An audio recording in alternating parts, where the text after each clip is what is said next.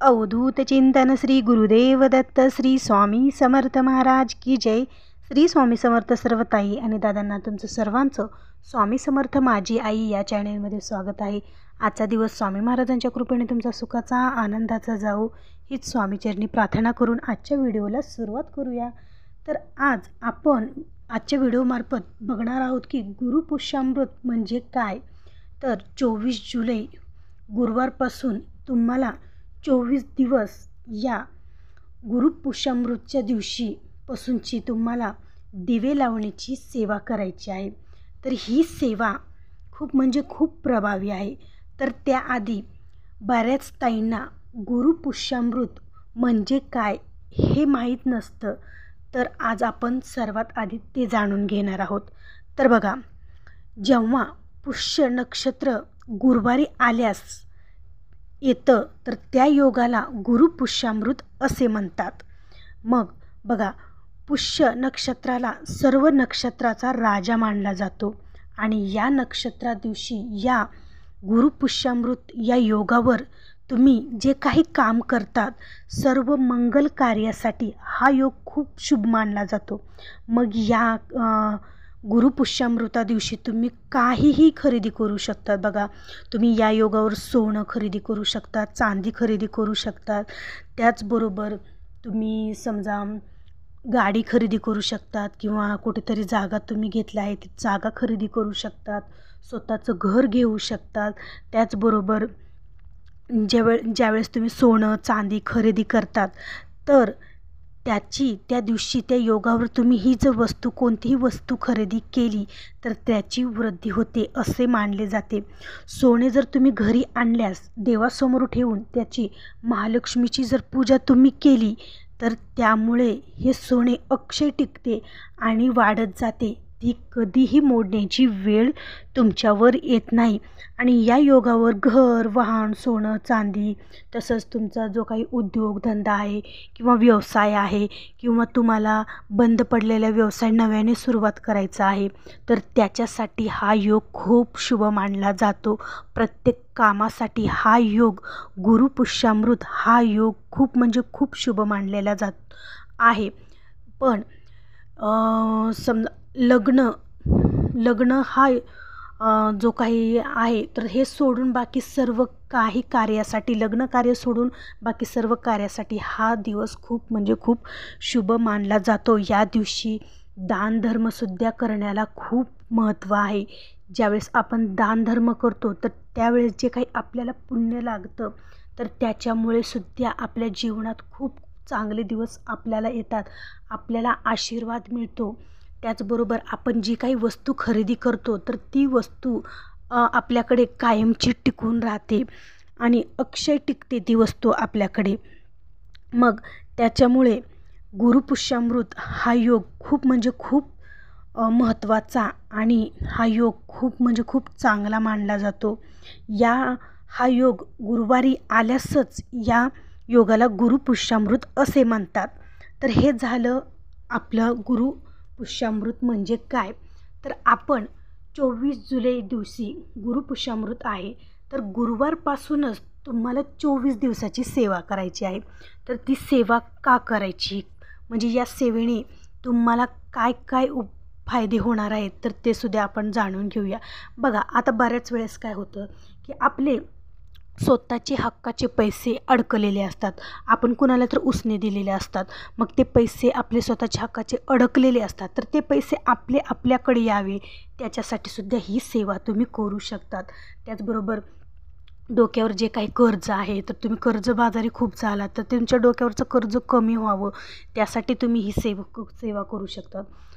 जवळ पैसा न टिकणे, त्याचबरोबर लग्न संतान प्राप्ती या सर्वांवर प्रभावी असा हा उपाय आहे।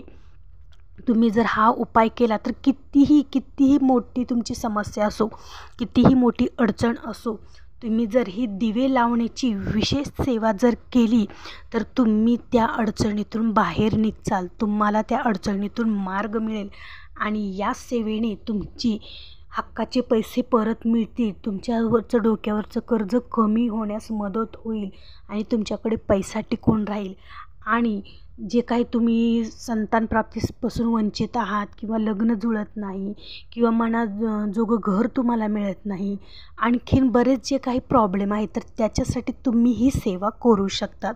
आता ही सेवा करताना तुम्हाला सर्वात आधी संकल्प करायचा आहे.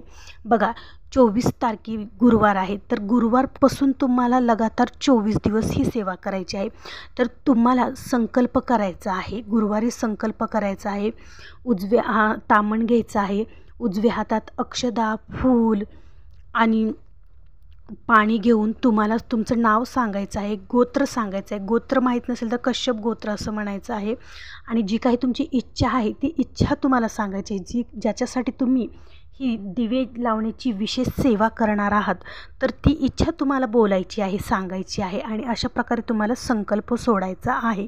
ज्यावेळेस तुम्ही कोणतीही सेवा संकल्प सोडून करतात, त्यावेळेस ती सेवा तुमच्याकडं पूर्णपणे होते आणि त्याची छान अशी प्रचितीही तुम्हाला नक्की येत असते.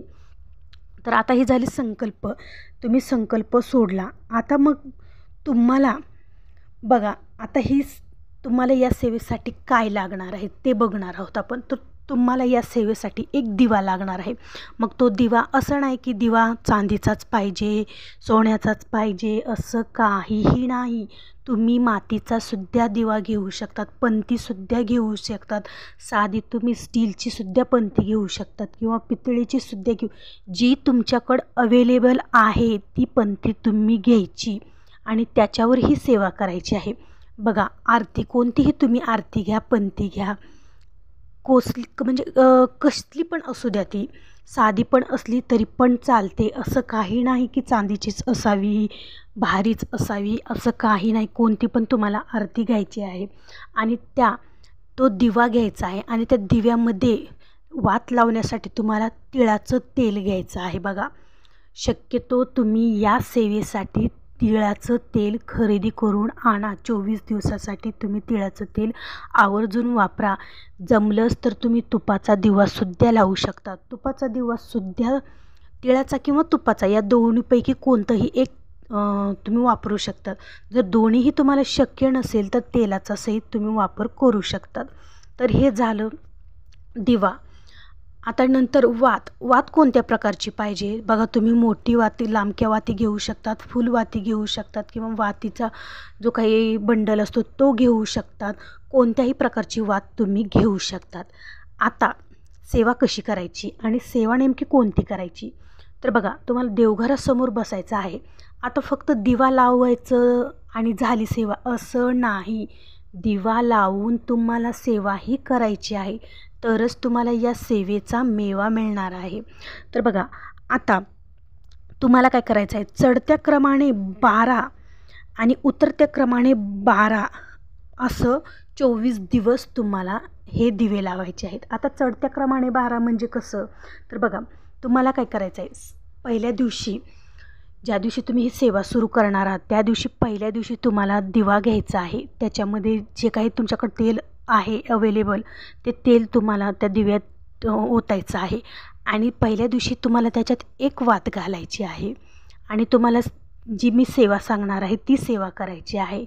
ती दिवा संपेपर्यंत, दिवा शांत होईपर्यंत तुम्हाला ती सेवा करायची आहे. नंतर बघा, पहिल्या दिवशी तुम्हाला दिवा शांत होईपर्यंत ती सेवा करायची. दुसऱ्या दिवशी नंतर 2 वाती घ्यायच्या आहेत, तिसऱ्या दिवशी 3 वाती घ्यायच्या आहेत, चौथ्या दिवशी 4 वाती घ्यायच्या आहेत, 5व्या दिवशी 5 वाती घ्यायच्या आहेत, 6व्या दिवशी 6, असं 7, 8 आणि 9, 10, 11 आणि 12व्या दिवशी ही 12 वाती तुम्हाला घ्यायच्या आहेत. म्हणजे चढत्या क्रमाने म्हणजे तुम्हाला वाढवत जायचं आहे. पहिल्या दिवशी 1, दुसऱ्या दिवशी 2, तिसऱ्या दिवशी 3 असं करत करत तुम्हाला 12 दिवस आणि 12व्या दिवशी 12 वाती करायच्या आहेत. आणि बघा, ज्यावेळेस तुम्ही पहिल्या दिवशी ही वात करतात त्या दिवशी तुम्हाला सेवा कोणती करायची आहे. बघा, आता तुम्ही दिवा प्रज्वलित करायचा आहे, त्याला अष्टगंध लावायचा आहे, हळदी कुंकू लावायचं आहे, दिवा प्रज्वलित करायचा आहे, धूप लावायची आहे, दिवा स्वच्छ धुवून आधी घ्यायचा आहे आणि दिवा तुम्हाला ही सेवा झाल्यानंतर दररोज दिवा तुम्हाला धुवायचा नाही. दिवा शांत झाला, तेल त्याच्यातलं संपलं की दिवा तुम्हाला तसाच ठेवून द्यायचा आहे. दिव्याच्या खाली प्लेट घ्या, डिश घ्या, त्याच्यामध्ये थोडंसं तांदूळ टाका, त्याच्यावर दिवा ठेवा आणि देवघरासमोर बसून आसन टाकून तुम्हाला सेवा करायची आहे. आता पहिल्या दिवशी तुम्ही एक वात लावली आणि मग ती वात संपेपर्यंत तुम्हाला कोणती सेवा करायची आहे तर बघा, व्यंकटेश स्तोत्र 7 वेळेस तुम्हाला म्हणायचं आहे, श्रीसूक्त 3 वेळेस म्हणायचं आहे, सिद्धकुंजिका स्तोत्र 1 वेळेस म्हणायचं आहे आणि नवार्णव मंत्र म्हणायचा आहे. तर या 4 सेवा तुम्हाला करायच्या आहेत. बघा, व्यंकटेश स्तोत्र 7 वेळेस, श्रीसूक्त 3 वेळेस, सिद्धकुंजिका स्तोत्र 1 वेळेस आणि नवार्णव मंत्र. ही सेवा तुम्हाला त्या दिव्यातील तेल संपेपर्यंत तुम्हाला ही सेवा करायची आहे. नंतर दिव्यातलं तेल संपलं की तुम्हाला ती वात बाजूला काढून ठेवून नंतर तुम्हाला ती दिवा स्वच्छ जाग्यावर देवघरापाशीच तुम्हाला त्या डिशमध्ये ठेवायचं आहे. तर बघा, आता ही झालं चढत्या क्रमाने 12 दिवस आपण दररोज 1, दुसऱ्या दिवशी 2 अशा वाती वाढवलेल्या आहेत. तर हे 12 दिवस झाले. नंतर 13व्या दिवशी तुम्हाला काय करायचं आहे, नंतर 13व्या दिवशी 11 लावायच्या. नंतर म्हणजे उतरत्या क्रमाने नंतर तुम्हाला 13, पुन्हा 11, 12 झाल्या तर नंतर तुम्हाला 11 लावायच्या उतरत्या क्रमाने. 11 लावायच्या, नंतर 10 लावायच्या, नंतर 9 लावायच्या, नंतर 8 लावायच्या, नंतर 7 लावायच्या, नंतर 6 लावायच्या. असं करत करत तुम्हाला 1 वातीपर्यंत उतरत्या क्रमाने यायचं आहे. बघा, तुम्हाला समजलंच असेल तरी पण आणखीन डबल सांगते. चढत्या क्रमाने पहिल्या दिवशी तुम्ही 1 वात लावलात ना, तर 12 दिवस तुम्हाला चढता क्रमांक धरायचा. म्हणजे पहिल्या दिवशी 1, दुसऱ्या दिवशी 2, तिसऱ्या दिवशी 3 असं करत करत 12 दिवस तुम्हाला 12व्या दिवशी 12 वाती तुमच्या होतात.